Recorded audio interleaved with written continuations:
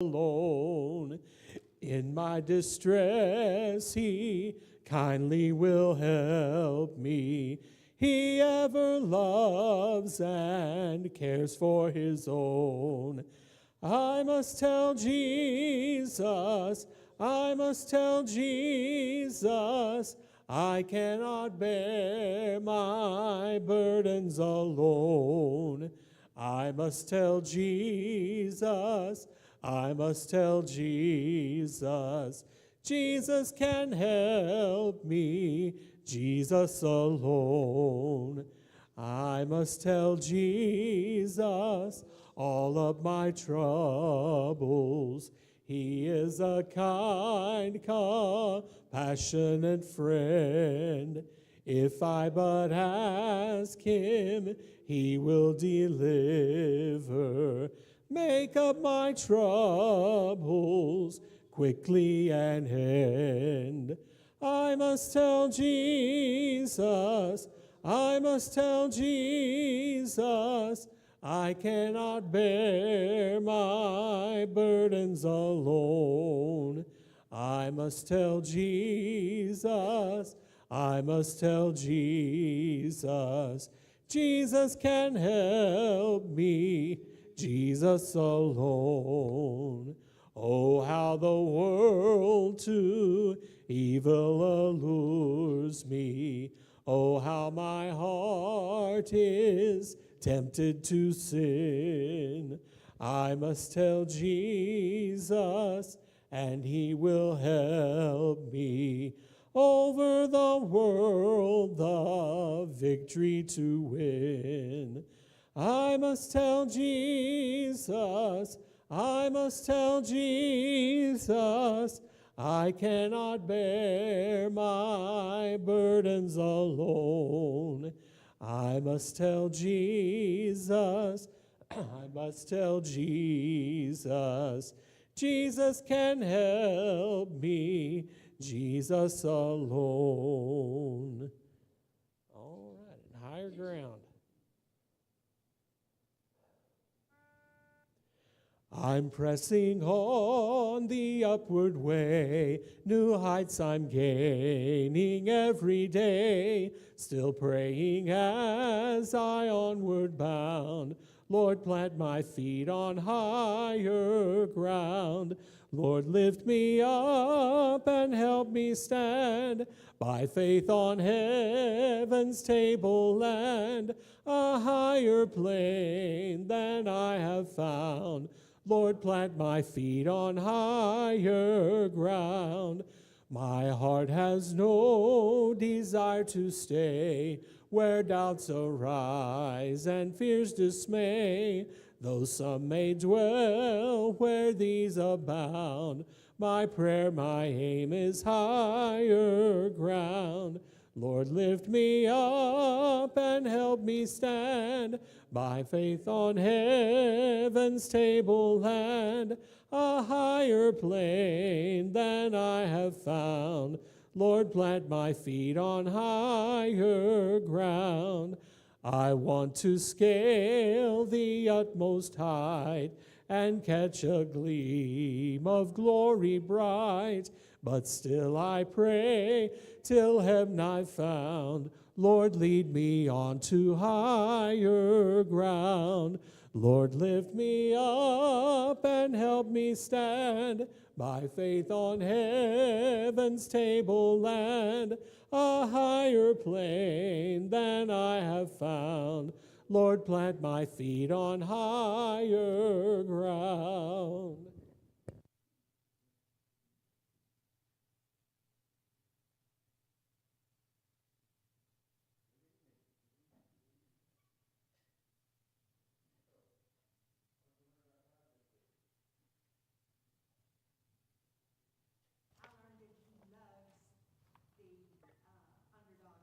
Loves the underdog. Okay, yeah. He loves the poor man, he loves the homeless man, Loves. all of us, and he doesn't like for good people to be bad things. Yep, that's true. That is true. He's too big to dwell in that temple, Solomon built. Yes, he is too big to dwell in the temple. His name is there, but he does not dwell there. He's everywhere. You can't contain him. Anything else?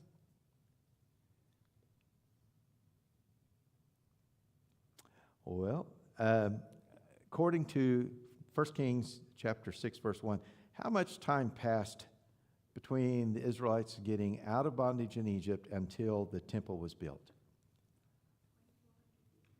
Not quite that much. Not quite that much. More than that. It was about 500 years between those two different things.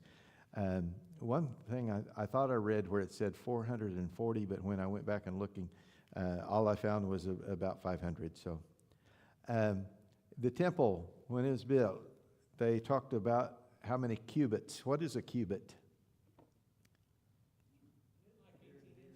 About 18 inches. It's from the elbow to the tip of the finger. Now, different people have different measurements. I used to talk about this in science class about how, they do a foot, which was the length of your foot, a span.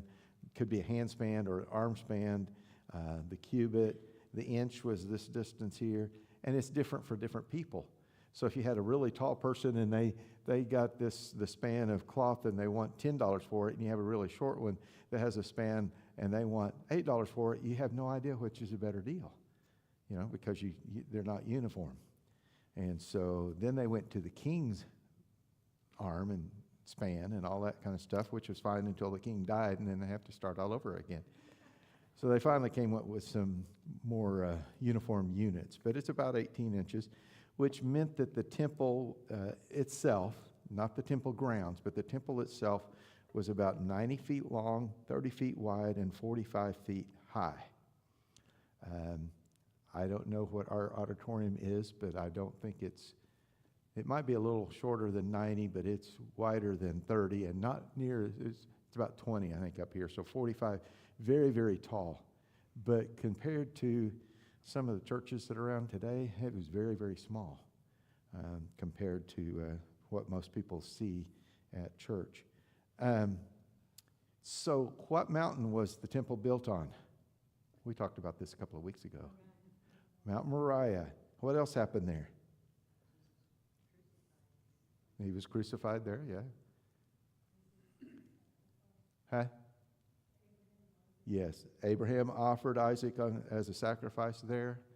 We talked about a lot of different places and times and dates. There's some that are very, very special to God. One of the things that also talked about was the cherubim inside the Holy of Holies, and it's like, I'm trying to now remember, 20 feet by 20 feet by 20 feet, I think it is, because I think the tabernacle was 10 by 10 by 10, so I think the temple was 20 by 20 by 20. And these cherubim were in the corners, looking down over the mercy seat. Their wings were extended to the other corners, so they were huge. But she did talk about the difference between seraphim and cherubim. Do y'all remember the difference between them? Huh? 6. Remember, S for 6, and chair sounds like a chair with 4 legs, so you have 4 there. That was one of the big differences.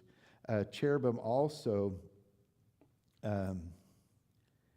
were used to protect places, like the Garden of Eden. When Adam and Eve were expelled from the Garden of Eden, God put a cherub there to protect the entrance so that nobody else could get in there. They protect the Holy of Holies, because only the high priest was to go in there one time a year, no one else, and they protect that. They're found in heaven, around the temple, around the throne of God. So just try to remember, chair has 4 legs, so they had 4 wings, and seraphim starts with an S. They had 6 wings. That's the biggest difference between them. And the seraphim, the 2 that covered the face, 2 that covered their feet, and with 2 they flew. But 2 pillars in the temple, the 2 big pillars outside.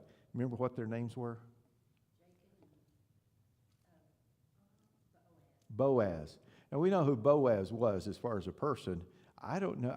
I was going to look up who Jachin was, if there was a name, a man named Jachin that in the past, but I forgot all about doing that. But I will tell you that Jachin, the name Jachin, means he will establish, and Boaz means in strength. So you could say that the temple, he, meaning God, will establish in strength.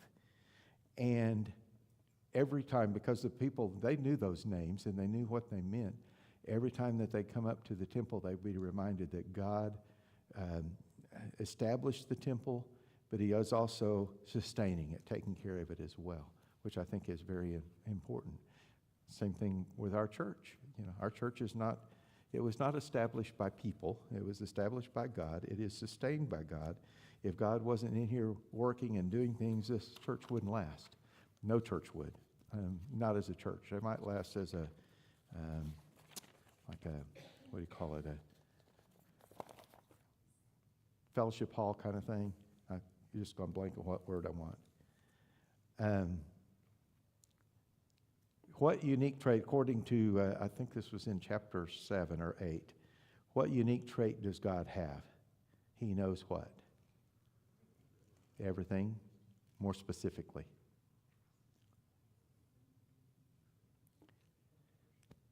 He knows our hearts, everybody's heart. And he judges according to our hearts. A lot of times we judge according to looks, according to actions, according to whatever else. It's kind of funny. We judge other people on their actions, and we judge ourselves by our intent. And God knows our heart. He knows every heart. What trait do all people, this is in chapter 8, verse 46, what trait do all people possess?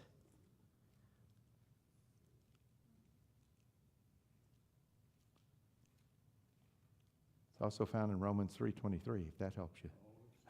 Every one of us is sinned. We're all sinners. That's right. It says, I don't remember the exact wording in 1 Kings 8:46, but people sin. Every single one of us have sinned. They brought the Ark of the Covenant in, and I thought it was kind of interesting. They brought it in. The poles stuck out some. I don't know. It doesn't say anything about that in Jesus' time, so I don't know whether they moved the poles out, set them up in there against the wall or something. I don't know. But what was inside the ark? The Ten Commandments. Manna. Yeah, and Aaron's rod that budded. Those three things. But in what we read today, it only mentioned the Ten Commandments. Yeah, I thought that was kind of interesting. But as far as I know, all three of those things were in there. I don't think that was left out because they weren't there. I think it was just that the Ten Commandments was the most important thing. So written by hand of God. So that's why they wanted to have those in there. What did God do to show his approval of the temple? Mm-hmm. They couldn't stay in there. The Shekinah glory came down upon the temple, and the priests just had to leave. They could not stay in there because the power and the majesty and glory of God was so strong that they couldn't handle it. What else happened?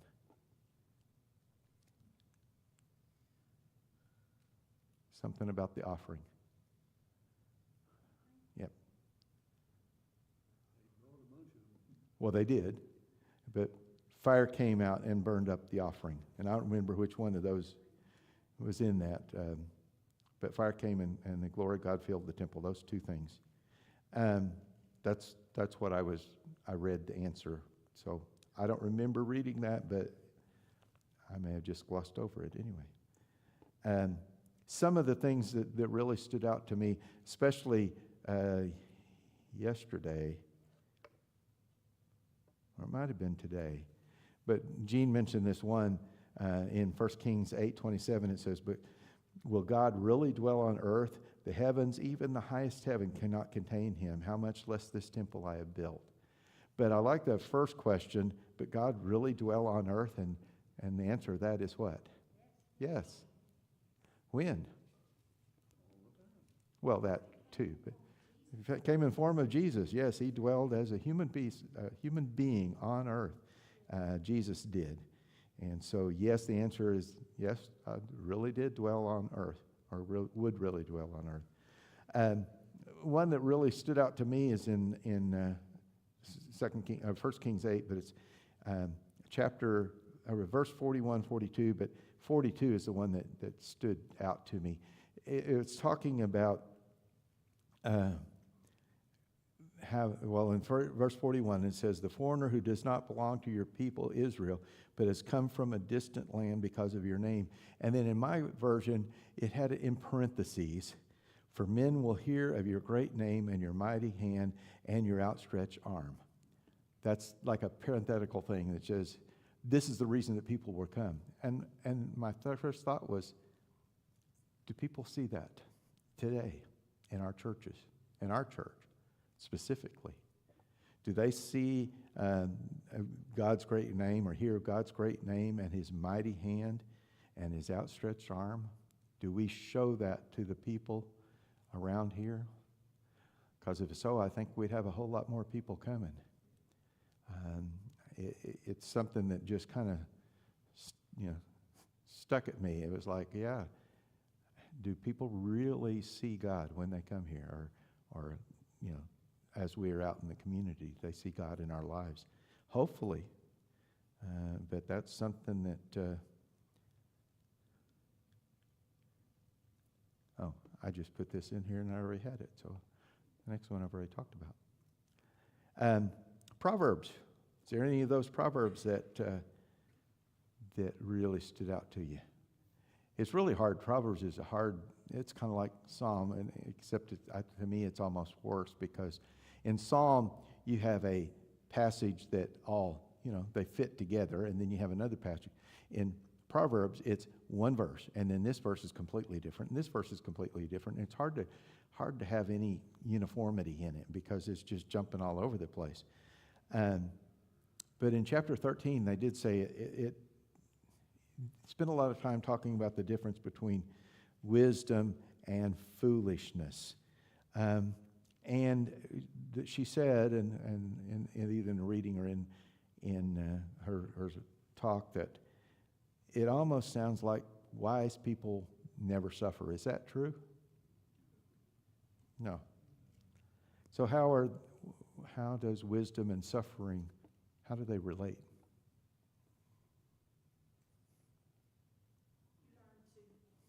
Through wisdom, you learn how to deal with suffering. Yes. Whereas the people in the world, they don't have that. All right. Wisdom helps us to handle the suffering and the pain that we go through. Okay. Anything else? How do you get wisdom?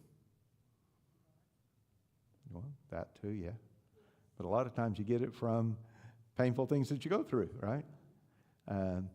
What's the old saying that,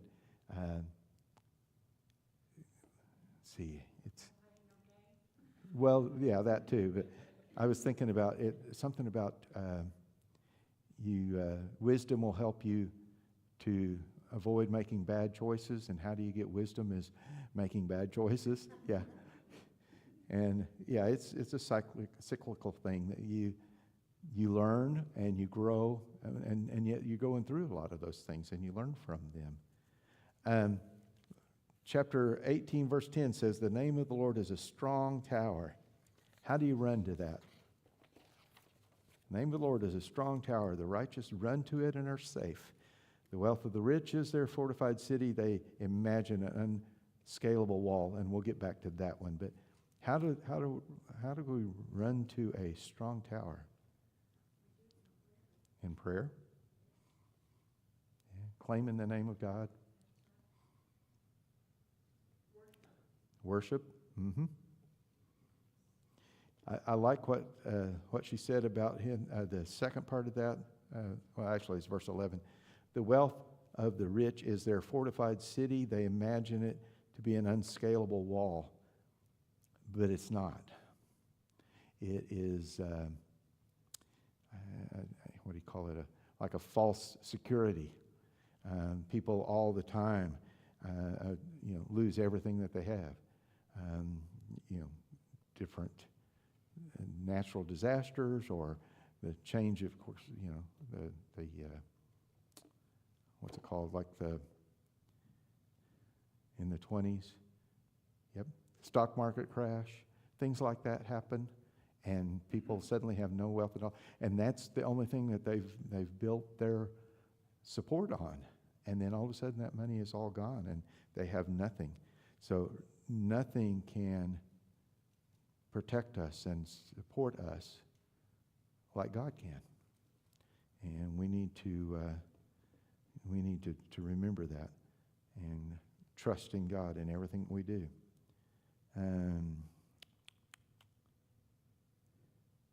Okay.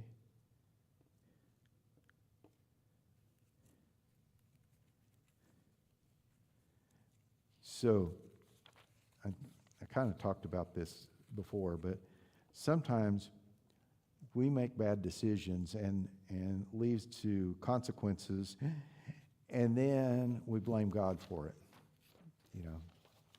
Instead of taking the responsibility and saying, it's my fault, I did this wrong, we blame God. We gripe at God for allowing this to happen, when a lot of times it was, our own fault that it happened. And the verses there, it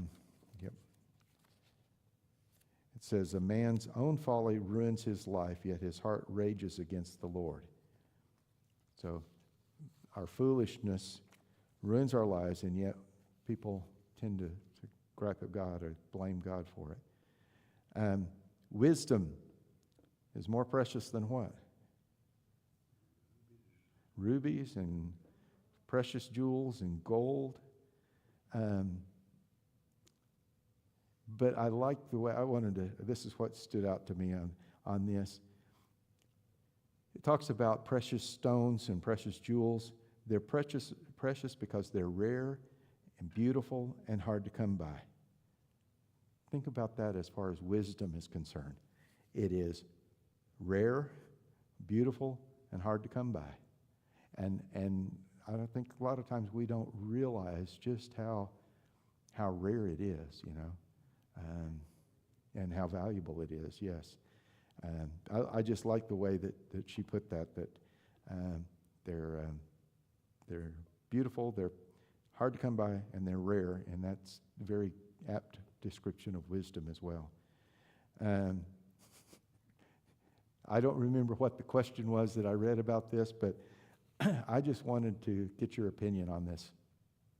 In chapter 19, one time in chapter 19 and twice in chapter 21, there are 3 proverbs about living with a quarrelsome wife. But why no proverbs about living with a quarrelsome husband?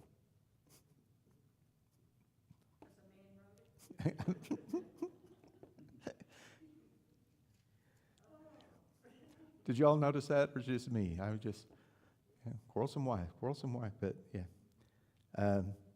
It could be that it's such a male-dominated society back then that they probably looked at the man as, king, always right, king of his castle, and it whatever he dealt with or wanted to do is his choice. So, and then the last thing I have is she talked about the difference between knowledge, understanding, and wisdom.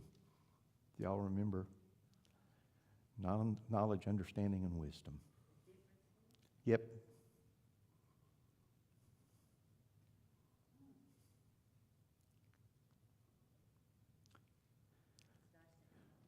Yeah. Well, knowledge is having the facts. In fact, in the whatever hierarchy of learning, I've just gone blank of the guy's name. Knowledge is the lowest level. It's just knowing facts. And then understanding is the next one up, and that's the ability to discern what the facts mean, or how to use those facts, how they fit together in the big picture. And then wisdom would be at the top level, and that's how to apply the knowledge and understanding into your everyday life. So we need all 3, but just knowing facts about the Bible is not enough. Just knowing how to discern, how to know how those facts fit together is not really good enough. We need to know how to apply all of that to our lives and how to live for God. So keep those three things in mind. Okay? Anything else? Any other questions or comments? It's a little early, but like I said, Proverbs it's just hard for me. I love the history. I love talk about the history, but these, jumping back and forth. It's interesting when all of a sudden you run onto one that you've heard all your life. Yes. Yeah, one we read, it might have been even last week. I found it, and I put it on my chalkboard at school one year. Chalkboard, yes, it was years ago. But it's a beautiful woman lacking discretion is like a fine gold ring in a pig's snout. And I had some girls that, were not very good about what they wore. And I put that, it was on my board for about 2 weeks. I don't know if it had any impression on any of them, but I wanted them to see that and wanted to read that one. So, anyway. It's a proverb. It's in Proverbs. Wonder if I can find it. If my concordance back here has it.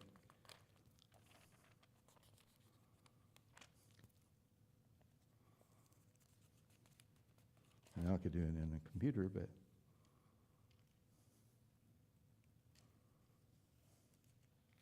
not there.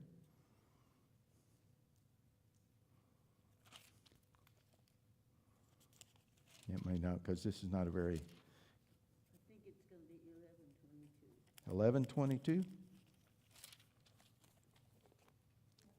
that it? So he said, yes, I haven't got there yet. You concur?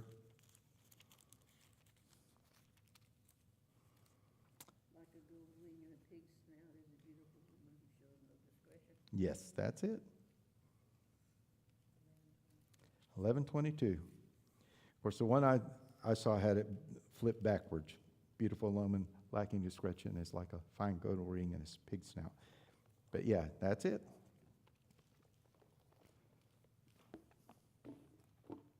Anything else? You know what God loves?